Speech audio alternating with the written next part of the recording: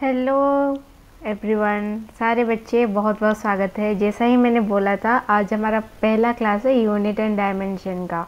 तो फिर क्लास को शुरू करने से पहले हम सारे क्लासेस में पहले क्या करेंगे, हम अपने सारे क्लासेस में पहले उसका एक माइंड मैप देखेंगे।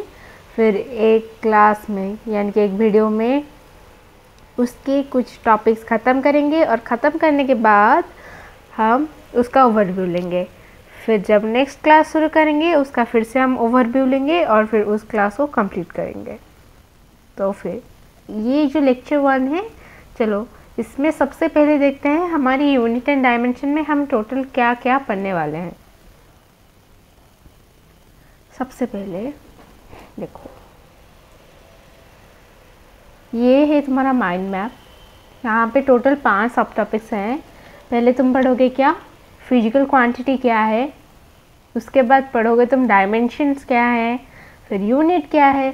और जहाँ पे कोई चीज़ पढ़ते हैं उसके एप्लीकेशन ना पढ़े तब तक तो पाप भी लगेगा ना। तो फिर हम उसका एप्लीकेशन जाके पढ़ेंगे, और जहाँ पे एप्लीकेशन होता है वहाँ पे लिमिट्स होते ही हैं। ये चीज़ का भी ध्यान रख लेना। सॉरी। तो आज के क्लास में हम पढ़ेंगे फिजिकल क्वांटिटी और फिर हम पढ़ेंगे डायमेंशन। यानी कि 2 चीज़ें आज हम कवर अप कर रहे होंगे। ज़्यादा टाइम नहीं लगेगा, पर हाँ इसके बाद तुम बहुत सारी चीज़ें जान लोगे। तो फिर हम अपने कोर्स को शुरू कर लेते हैं। Unit and dimension basic physics का चैप्टर 1 है। बोला जाए तो तुम्हारा 11th क्लास का चैप्टर 1 है। बेसिक फिजिक्स में हम पूरे 3 से 4 चैप्टर्स पढ़ेंगे। ये बहुत सारे इजी चैप्टर्स हैं, तो फिर इसका टेंशन बिल्कुल भी मत लेना, पर ध्यान से रिवाइज करते रहना, वरना रिवाइज नहीं करोगे तो कुछ भी नहीं होगा। तो फिर चलो शुरू करते हैं। क्वांटिटीज़। इस दुनिया में जितने भी सारे क्वांटिटीज़ हैं यानी कि चीज़ें हैं, इन्हें 2 तरीके से भाग कर दिया गया है। सबसे पहले फिजिकल क्वांटिटी, जिसे हम मेज़र कर सकते हैं, ओके। और दूसरा है non physical quantity. Non physical quantity क्या है, जिसे हम मेज़र नहीं कर सकते। हम इसे मेज़र नहीं कर सकते, मापा नहीं जा सकता इसे। फिर जो फिजिकल क्वांटिटी है उसे 2 टाइप्स में बांट दिया गया है। एक फंडामेंटल फिजिकल क्वांटिटी, दूसरा डिराइव्ड फिजिकल क्वांटिटी। इसमें क्या फ़र्क है, देखो फंडामेंटल ये चीज़ें हैं जो किसी और पे डिपेंड नहीं करता। दुनिया में 7 फंडामेंटल फिजिकल क्वांटिटी है, और डिराइव्ड क्वांटिटी इन्फिनाइट है, बहुत सारे हैं। और ये डिराइव्ड क्वांटिटी फंडामेंटल क्वांटिटी से ही बनते हैं। या तो यहाँ पे डिवीजन काम में आता है, या तो इसमें मल्टीप्लिकेशन काम में आता है। बोला जाए तो फंडामेंटल क्वांटिटीज़ को डिवाइड या फिर मल्टीप्लाई करके हम डिराइव्ड क्वांटिटी को इंट्रोड्यूस करते हैं। यानी कि डिराइव्ड क्वांटिटी पूरा फंडामेंटल क्वांटिटी के ऊपर डिपेंड करता है। जैसे कि मैंने तुम्हें बता दिया था, फंडामेंटल क्वांटिटी 7 होते हैं, डिराइव्ड क्वांटिटी इनफाइनाइट होते हैं। इन्हीं 7 से बनता है, कुछ बाहर की चीज़ें ऐड नहीं होती है। अभी ये शक्ल देख लो जो स्क्रीन पे दिया है, इसे याद भी रख लेना। इसका शक्ल ये क्या है, तुम्हारे 7 फंडामेंटल क्वांटिटी और उसके एसआई यूनिट्स। या फिर सबसे पहले देखो फंडामेंटल क्वांटिटीज़ के अंदर सबसे पहला नाम है मास का। मास, इसका सिंबल एम देख लो। इसका एसआई यूनिट होता है किलोग्राम, जिसे हम केजी से डिनोट कर देते हैं। उसके बाद आता है लेंथ, इसको एल से डिनोट करते हैं, और इसके यूनिट मीटर को हम एम से डिनोट करते हैं। बहुत सारे बच्चे यहाँ पे कंफ्यूज होता है, तो फिर ये देख लेना कि क्वांटिटी का सिंबल क्या है और उसके एसआई यूनिट का सिंबल क्या है। इस कॉलम में तुम्हें, जो पहले कॉलम में तुम्हें उसका सिंबल बताया गया है, और दूसरे कॉलम में उसके एसआई यूनिट का सिंबल बताया गया है। टाइम का सेकंड है, वैसे ही करंट का एम्पियर है। टेम्परेचर को बहुत सारे लोग स्मॉल टी या तो टाइम को स्मॉल टी ले लेते हैं, तुम देख लेना। लेकिन जब तुम डायमेंशन डिफाइन करोगे तुम टाइम को कैपिटल टी लिखोगे। टेम्परेचर टी, इसका एसआई यूनिट केल्विन होता है। फ़ारेनहाइट या सेल्सियस मत लिख लेना, गलती हो जाएगा। अमाउंट ऑफ सब्सटेंस, इसे तुम ज़्यादातर फिजिक्स में यूज़ नहीं करते, इसे तुम मैक्सिमम टाइम केमिस्ट्री में यूज़ करोगे मोल करके। एवोगाड्रो नंबर वहीं पे ज़्यादा यूज़ होता है, लेकिन ऐसा नहीं कि फिजिक्स में यूज़ नहीं होता है, फिजिक्स में भी बहुत ज़्यादा यूज़ होता है।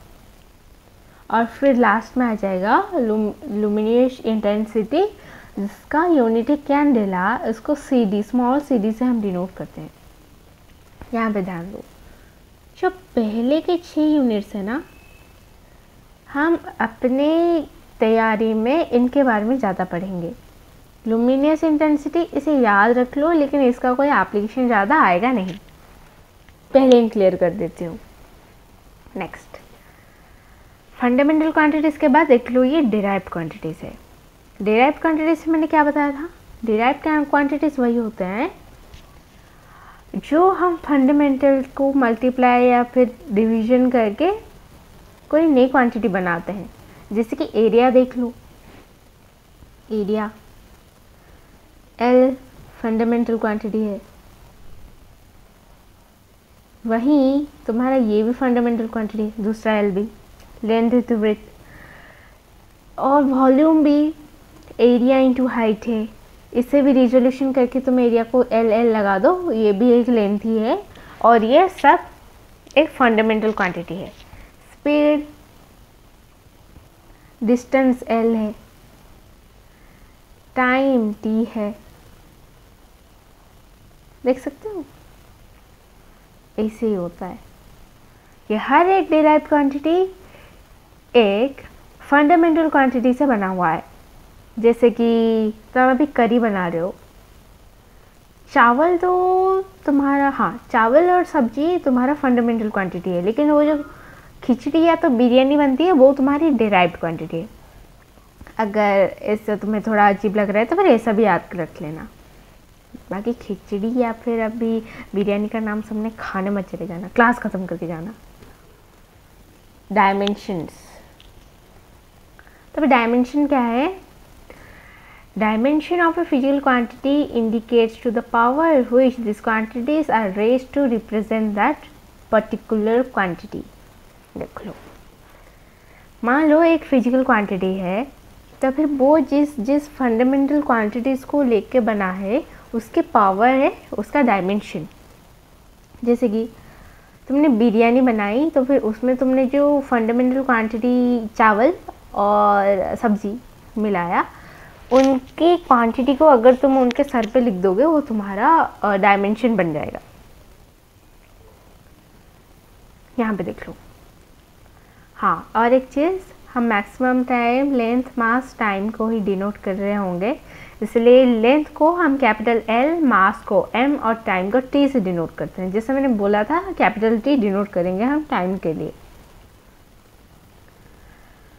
यहाँ देखो, speed, distance by time. Distance क्या है, एक लेंथ ही तो है, और बाय टाइम T है ऑब्वियसली, तो फिर L/T लिखेंगे। और जब T ऊपर जाएगा उसका पावर, जब कोई डिवीजन में होता है उसका पावर क्या होता है, -1, तो फिर ये हो जाएगा L/T⁻⁻1। सिमिलरली वेलोसिटी, वेलोसिटी पे नज़र डालो।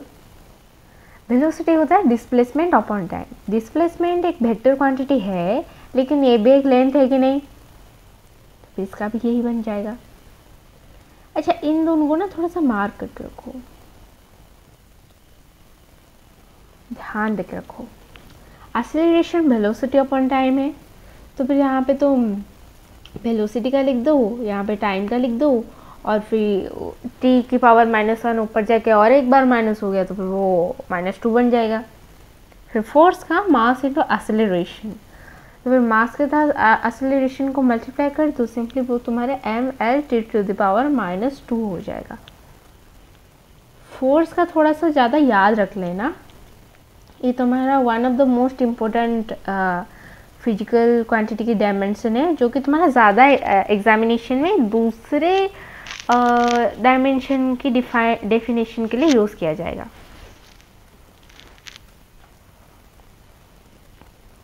वर्क का देख लो, फोर्स इंटू डिस्प्लेसमेंट। डिस्प्लेसमेंट मतलब L, तो फोर्स जो mL(T⁻⁻2) था उसमें और एक L ऐड कर दो, mL(T⁻⁻2) हो जाएगा। इसको देख लो, ये वर्क गया। दूसरा है काइनेटिक एनर्जी, तुम्हें इसे भी ध्यान देके थोड़ा सा रखना है। देखो ये है, अच्छा ये फॉर्मूला तुम सबको याद है ना? हाँ, यहाँ पे एक गलती कर दी, यहाँ पे -1/2 नहीं लिखा जाएगा, इसे काट देना अपने नोट में। बिल्कुल भी गलत चीज़ है, ये गलती से ही रह गया है, इससे मत देखना। हाँ, अब देखो, काइनेटिक एनर्जी हाफ mv² होता है। तो वेलोसिटी के डायमेंशन का स्क्वायर करोगे तुम, जैसे कि यहाँ पे y, उसमें m मल्टीप्लाई कर दोगे तो फिर ये तुम्हें ये मिल जाएगा, ये चीज़ देख रहे हो। और ये पोटेंशियल एनर्जी का फॉर्मूला होता है mgh। h तो लेंथ है ही, इसमें किसी को डाउट तो नहीं है ना, होना भी नहीं चाहिए। g एक्सेलरेशन है, इसकी कंफर्मेशन है, और m तुम्हारा मास है, तो फिर इसका डायमेंशन भी mL(T⁻⁻2) होता है। तो फिर यहाँ पे देखो, यहाँ पे काइनेटिक एनर्जी, पोटेंशियल एनर्जी, दोनों एनर्जी है और दोनों का डायमेंशन सेम है। ये एक नोट लिख लो, dimension of energy is always mL(T⁻2) T⁻⁻2। ओके, दूसरा देख लो। अच्छा, और एक चीज़ देखो, टॉर्क का डायमेंशन। अच्छा, टॉर्क क्या होता है पता है? Force into perpendicular length. ये तुम आगे जाके पढ़ोगे मैकेनिक्स में, अभी तुम्हें फॉर्मूला यहाँ पे लिखा है वो देख के चला लो काम। और फोर्स का तुम्हें क्या पता है? mL(T⁻⁻2), लेंथ L है, तो फिर mL(2) एंड T⁻⁻2, यही हो जाएगा। और एक चीज़ ध्यान में रखो, यहाँ पे टॉर्क, एनर्जी, वर्क, इन सब का डायमेंशन एक है कि नहीं? और एक नोट लिख लो, different physical quantity can have same dimension. तो उसकी एक लिमिटेशन भी बाद में जाके बनती है, लेकिन एग्जाम में ऐसा क्वेश्चन डाल देगा कि क्या दो फिजिकल क्वांटिटी के डायमेंशन इक्वल हो सकते हैं। तुम्हें वहाँ पे क्या करना है? यस करना है, ना करके मत आना। और फिर आता है और एक चीज़, डायमेंशन ऑफ थीटा। अच्छा, ये तो पता है ना, आर्क इंटू लेंथ होता है एंगल थीटा। सपोज तुम्हारा एंगल है, ये है तुम्हारा आर्क, ये होता है तुम्हारा रेडियस, ठीक है। ये है आर्क, जहाँ पे लेंथ लिखा है वो तुम्हारा होता है रेडियस। तो फिर आर्क, ये भी एक लेंथ है, ये भी एक लेंथ है, L/L, ये तो कट जाएगा, तो फिर m0 L0 T भी 0 हो जाता है। Note, these are called a dimensionless quantities. Okay, ये भी एग्जाम में होता है। क्या फिर ऐसी कोई चीज़ होती है जिसके डायमेंशन सब 0 हो? आंसर भी हाँ लिखना, ना लिख के मत आना, वरना मास्टर तुम्हें थप्पड़ मारेगा, वो भी बहुत अच्छे से। क्या पता बुखार बुखार चढ़ जाए। और आज की क्लास हम यहीं समाप्त करते हैं। नेक्स्ट हम यूनिट से कंटिन्यू करेंगे हमारी क्लास। Thank you. तब तक के लिए समराइज करके आना। अच्छा, मैं तुम लोगों को ना एक समराइज दे देती हूँ। तो फिर पहले हमने क्या पढ़ा? सबसे पहले हमने पढ़ा